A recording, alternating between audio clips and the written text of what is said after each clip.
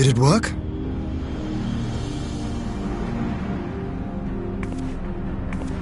It did. Ether may flow freely to the burn once more.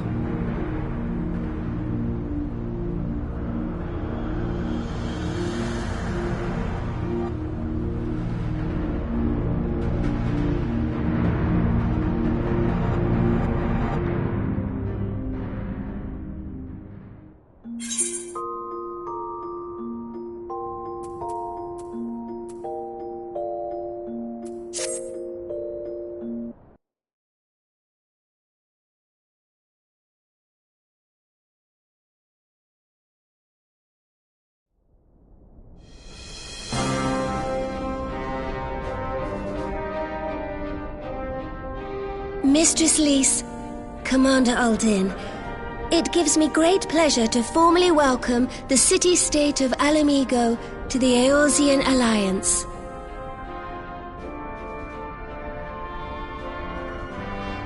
The pleasure is ours, Your Grace. I know I speak for all Ala Mhigans when I say that we are glad of this chance to stand with our comrades of the Alliance. And we, for our part, are glad indeed to be able to welcome friends both old and new.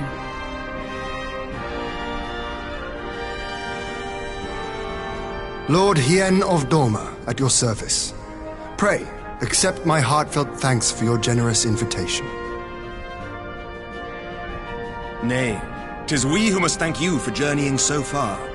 And 'twould be remiss of me not to acknowledge the part the Scions of the Seventh Dawn have played in bringing all of us together. In times of great unrest, you and yours have been our constant companions, without whom we would not be here. With apologies to Lord Hien and Mistress Alisaie, it occurs to me that we have not gathered in this way since that fateful day in Ul'dah. The day I lost my arm and my freedom.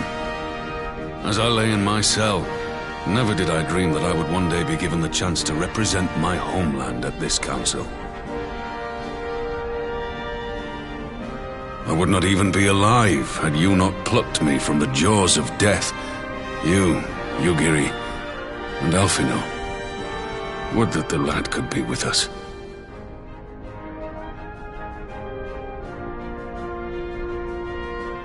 I too owe my presence here to Alphinaud. In so many ways. Until such time as he returns, I mean to carry on his good work as best I can.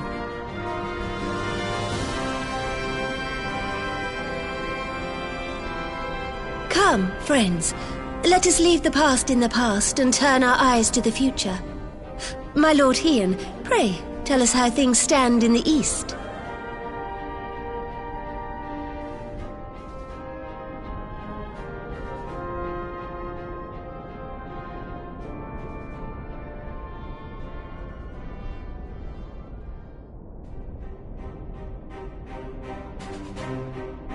Having heard the rumors of dissent in Garlemald, I dared to dream of a peaceable solution. The Empire will not so easily change its ways. If the Garleans have a mind to take back Doma and Ala Mhigo, we'll be hard-pressed to stop them, even with the might of 6 nations. But while we lack the strength to fight the tide, a course may yet present itself, if we read the winds aright. The winds suggest but one course to me. One which leads from the sea unto the river and thence to the source of all our woes.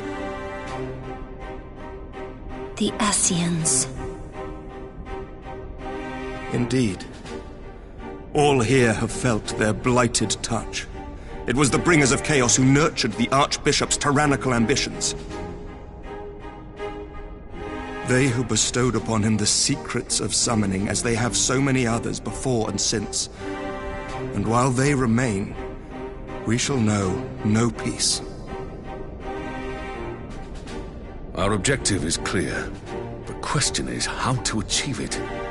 That our enemy parades about in Xenos' skin poses problems in itself, but ere we get to them, How are we to infiltrate the Empire and get close enough to strike?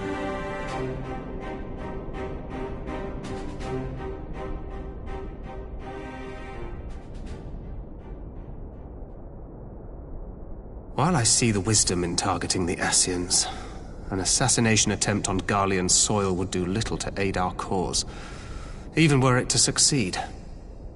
It's time we used our enemy's preferred tactic: subterfuge. You have an idea? Speak your mind, Master Thancred. None here know the enemy better than the Scions, and you mayhap best of all. Whatever it is you propose, we will give it fair hearing. On that you have my word. Very well, Admiral. My proposal is thus. We dispatch the shinobi to Imperial territory. There, they sow the rumor that the Crown Prince perished in the battle for Alamigo, and that the man parading around is in fact a corpse inhabited by a servant of darkness.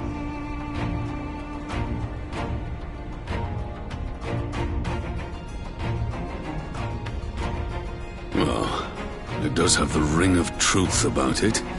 And were the Garleans to learn that their future ruler is a puppet, the Empire would be shaken to the core. But, at the risk of sounding stupid, would they actually believe such an unlikely story? I didn't. Ordinarily not. But prior to his miraculous recovery, rumors of Zenos' death had already begun to circulate around the Empire.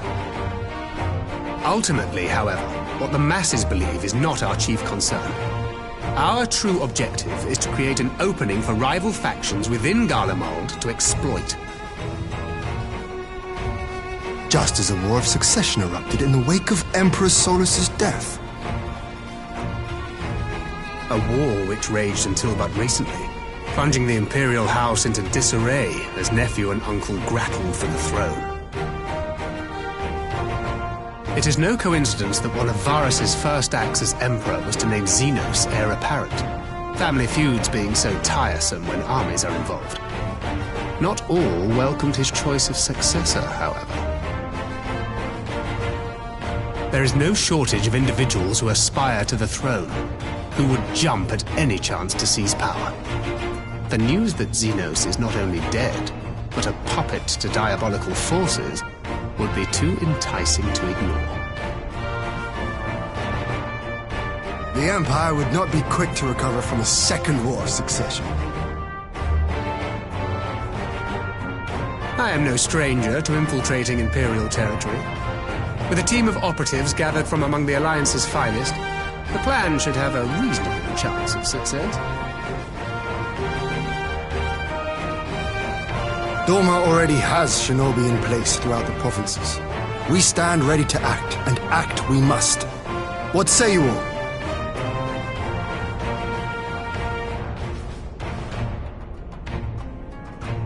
I'm for Master Thancred's proposal. We shine a light upon the Ascian and test the Empire's unity. 'Twas his plot that scuttled Doma's negotiations, was it not? Why then, if we can eliminate him, there may yet be a chance for peace. Let us wage this war of subterfuge, that we may one day lay down our arms. Gods know we never will while the Ascians remain.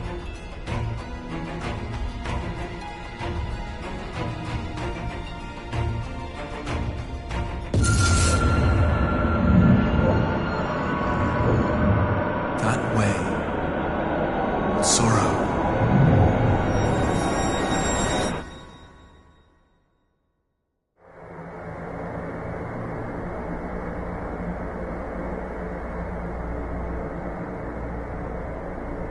History must be changed.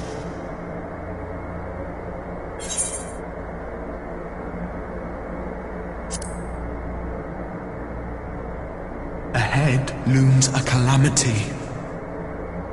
Ahead looms light, expunging all form and life. Twin dooms only you can forestall.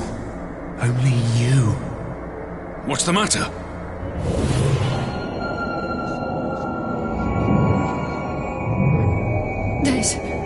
There's a voice! Spies in our midst? Nay, I sense no such presence. Let expanse contract. Eon become instant. Throw wide the gates that we may pass.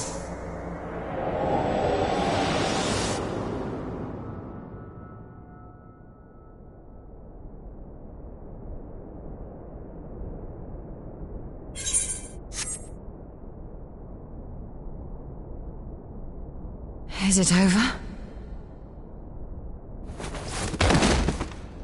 Master Thancred!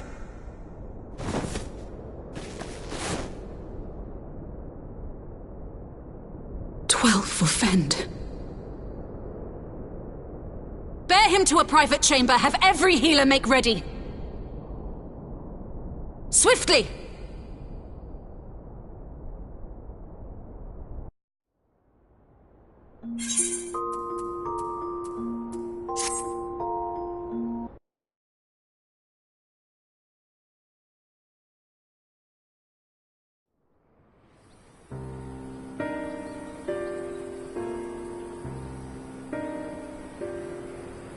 Master Thancred remains in slumber.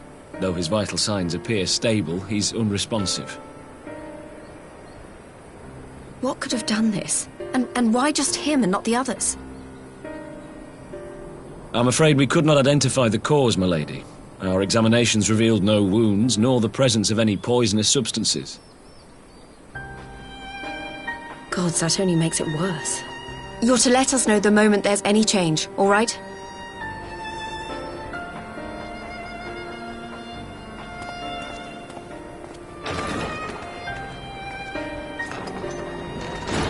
Thank you for coming. Knowing Thancred, he would apologize for being otherwise engaged at so crucial a juncture.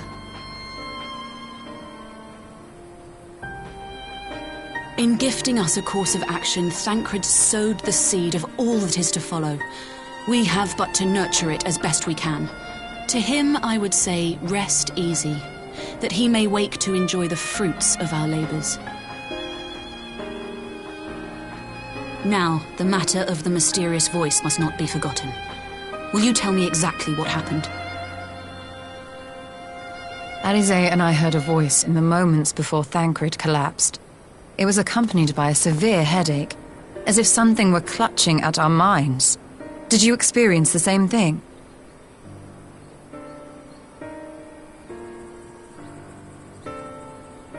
So, in between the voice and the pain, you felt as if you were somewhere else entirely.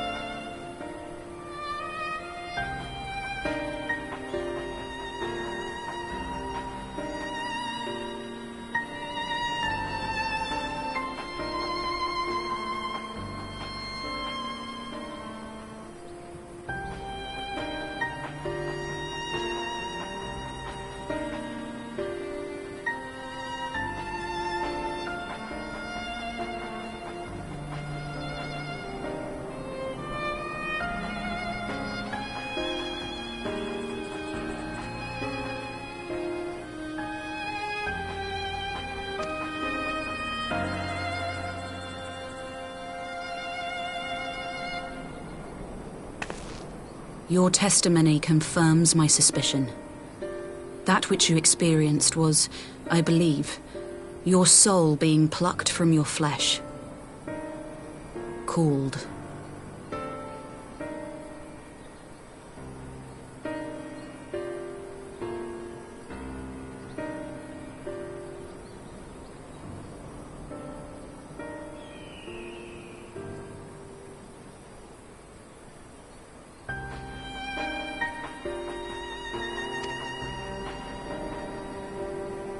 Called.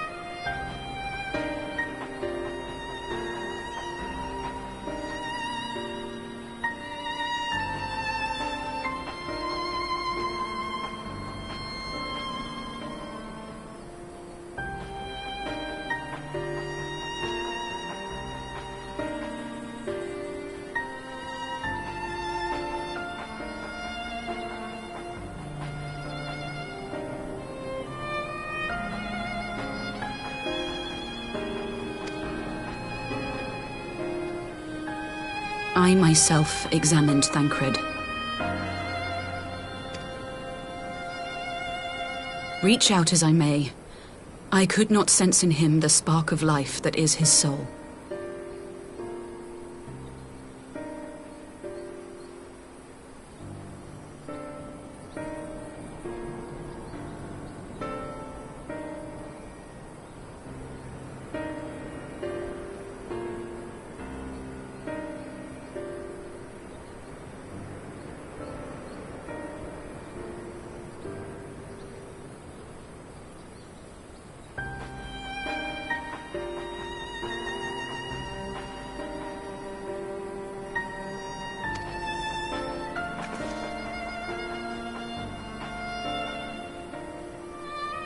That Thancred alone was stricken so is likely due to his heightened sensitivity to the effects of ether, a consequence of his prior possession by the Ascian Lahabrea.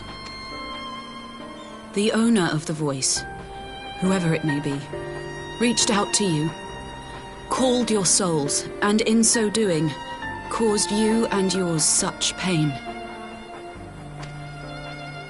But if that's true, where exactly are we being called to? I know not. Yet one thing is plain. Whoever waits for you on the other side is possessed of a power unlike any I have ever known.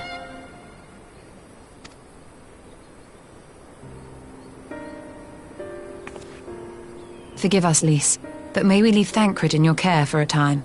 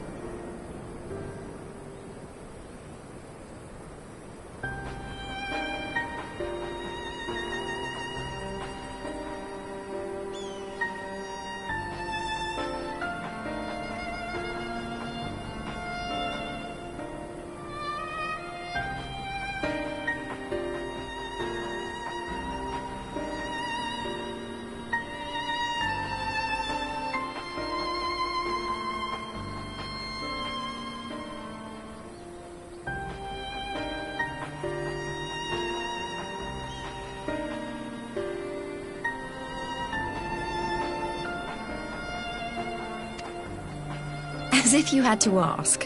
I may not be a scion anymore, but I'm no less a friend. Don't worry. I'll see to it that Thancred's well looked after. Just focus on solving this mystery, all right?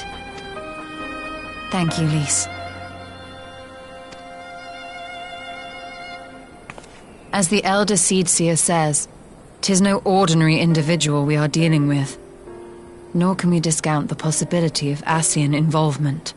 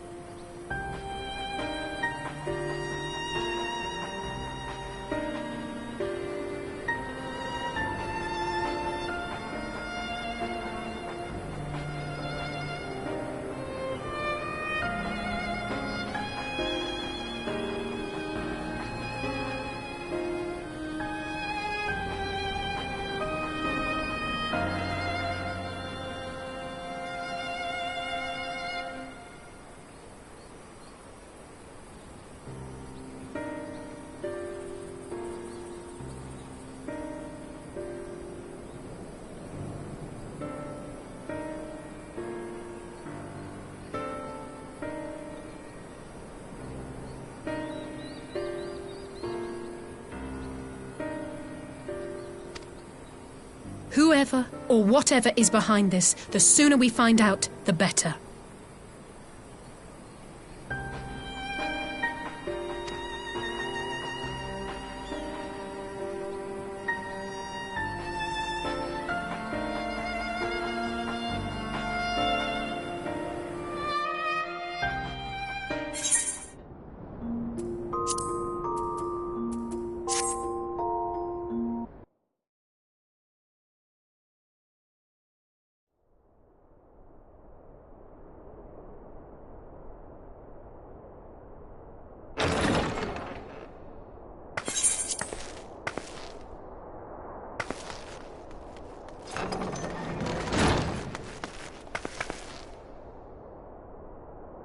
Urianger!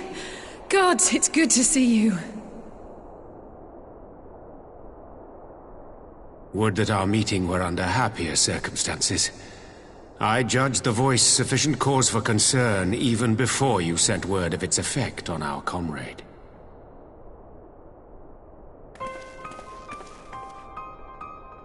You heard it too, then?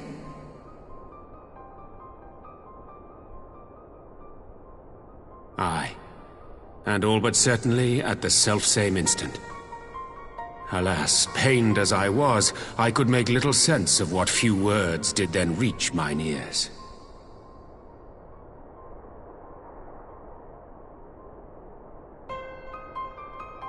Who do you think is responsible? Could this be the Ascians doing? That I cannot say. Not when so little is known.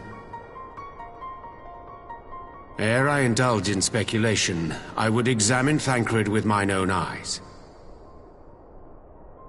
To Alamigo, then, without further delay. One other thing. During my visit to the Far East, I observed a strange phenomenon.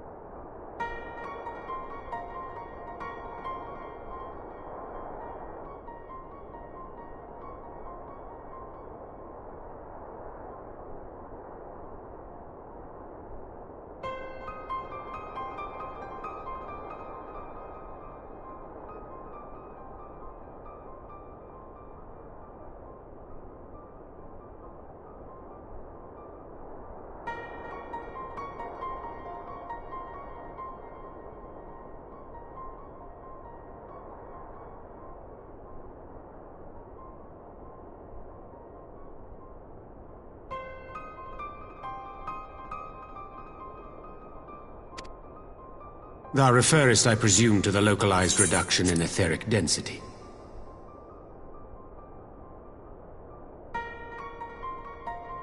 Well, that spares me the trouble of an explanation. Yes, I noted precisely that at two apparently unconnected locations. I take it the phenomenon is not limited to the Far East. Indeed not. Of late, our agents charged with surveilling the beast tribes have spoken of little else. In every corner of the realm, they tell of places in which the ether hath grown thin. Naturally, my suspicions first turned to primal activity, but the areas thus affected betray no evidence of summoning.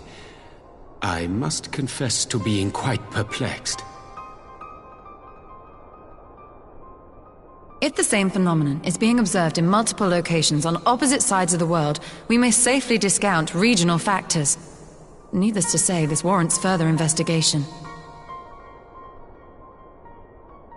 Indeed, I shall make it my task to...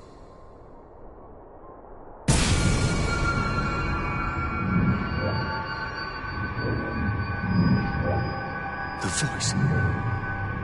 It calleth to me once more.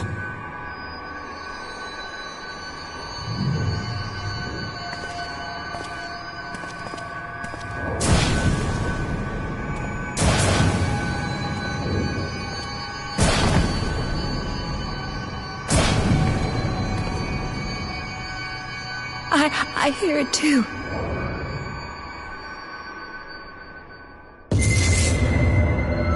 Only you. Only you. No! Y'shtola! Urianger! Throw wide the gates.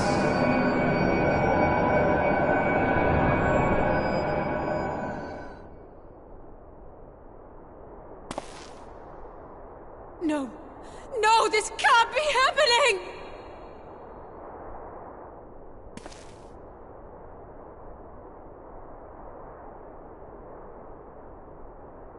Y'shtola! Urianger! Open your eyes!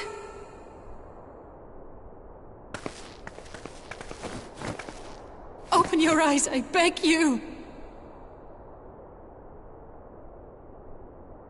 Say something! Anything! Not again. Please, not again.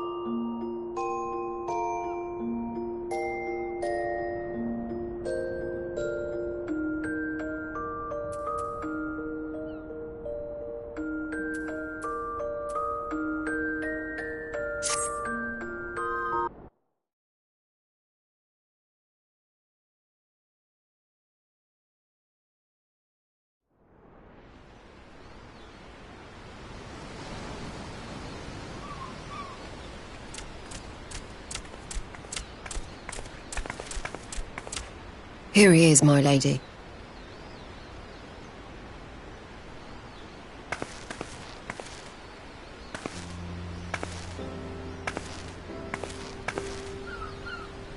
Gabu, it's been too long.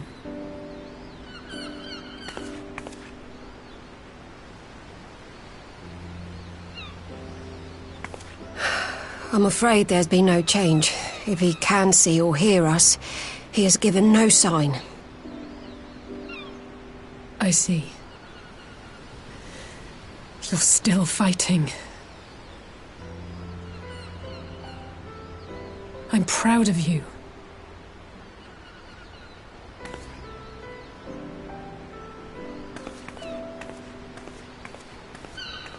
We promised that we would come and visit you together, didn't we? Alphinaud and I. I'm sorry that we haven't managed that yet.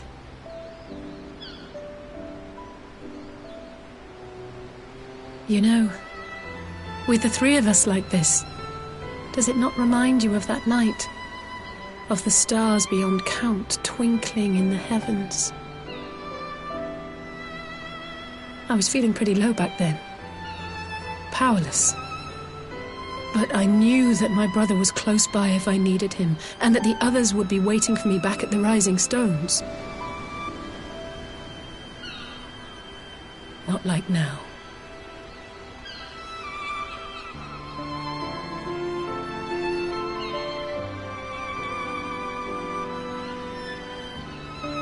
I've seen my share of trouble since coming to Eorzea. Been reminded again and again of my limitations, of how little I can change about this world. And I've come to know the sorrow of parting all too well.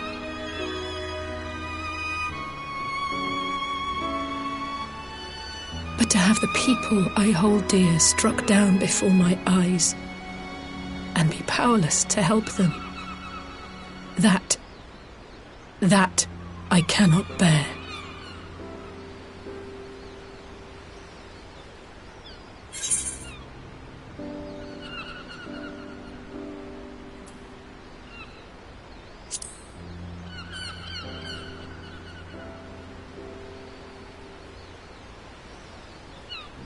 No, I don't. You're right. It's pure arrogance to imagine I can solve everything by myself. You'd think I'd have learned that by now. Thank you. I don't know what I'd do without you.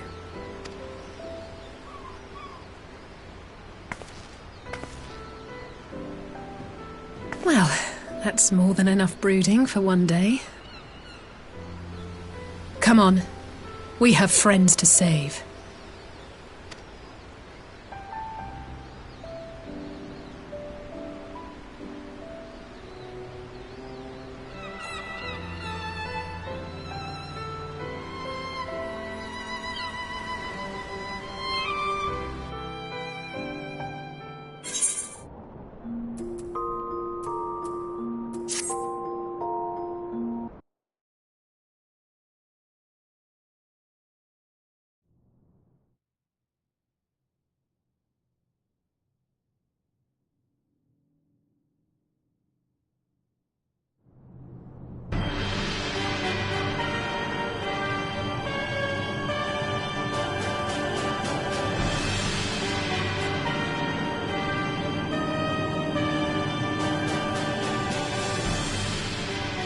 The Populares no longer present an obstacle. Now is the time to bring the Empire's might to bear. A word from your Radiance is all it takes.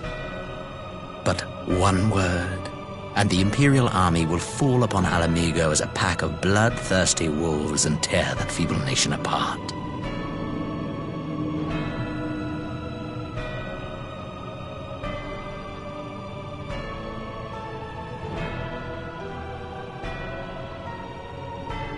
Have you no words for me? Despite the lengths I go to, an emissary playing the part of a fool.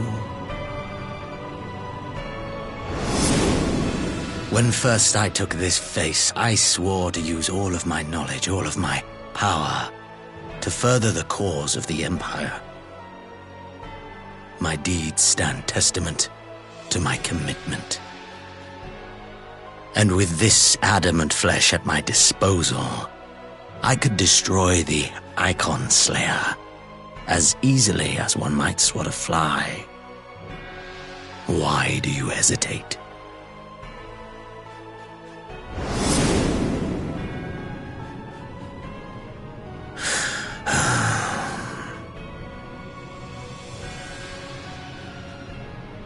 Our enemy is resourceful.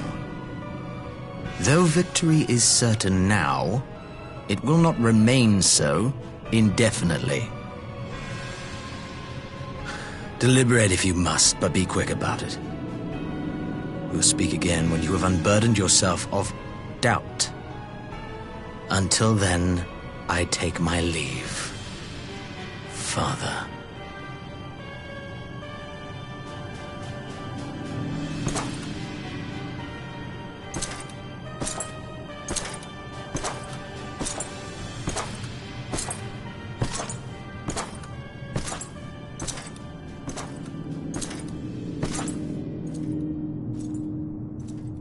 I should be the one to sigh.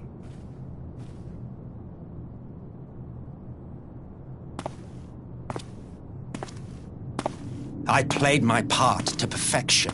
I had earned my rest, and then, thanks to La Habrea's crowning act of idiocy, our favorite emissary sees fit to summon me back. Elidibus was ever a warrior. A most tiresome trait, would you not agree?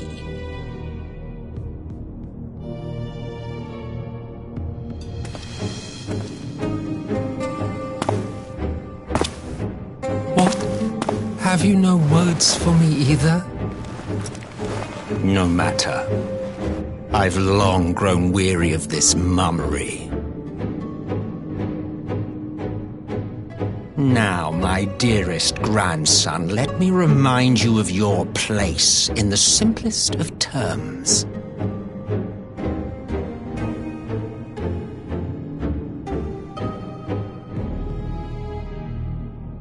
You do not make judgments, you administer them. Swiftly and to the letter. Naught else is your concern.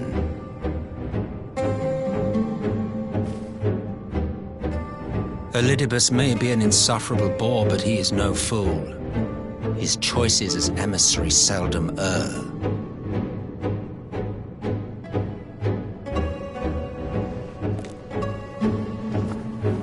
If aught threatens the balance twixt light and dark, it falls to you to remove it.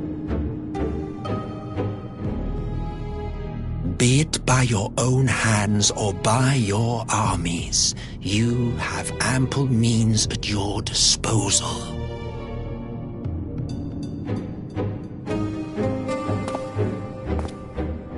That is why this empire exists, why I built it.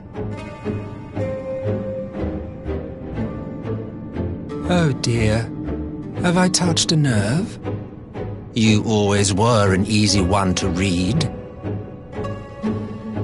I pity you, I do.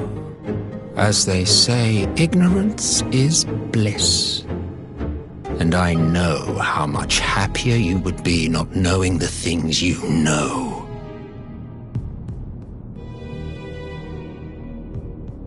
The founding father was an Ascian, and he created the Empire solely for the purpose of sowing the seeds of chaos.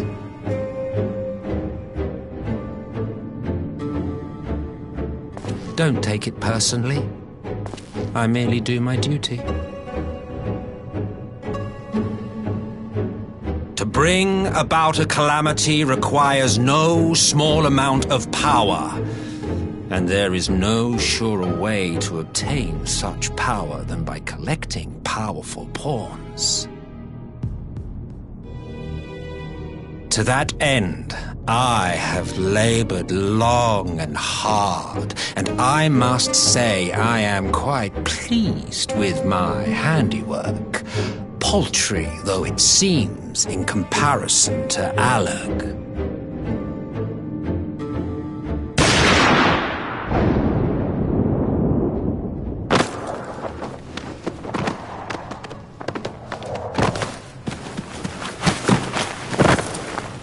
You fiends are overfond of your own voices.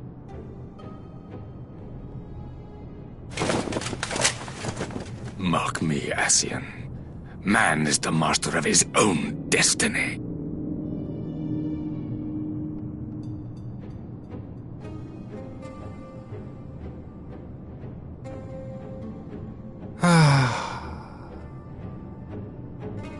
Such a waste of time and energy, both yours and mine.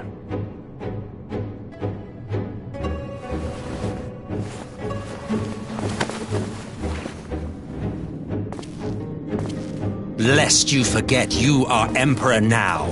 If you wish to spout drivel about man's destiny, save it for the masses. It will serve to give them a sense of purpose, and you pliant pieces for the game.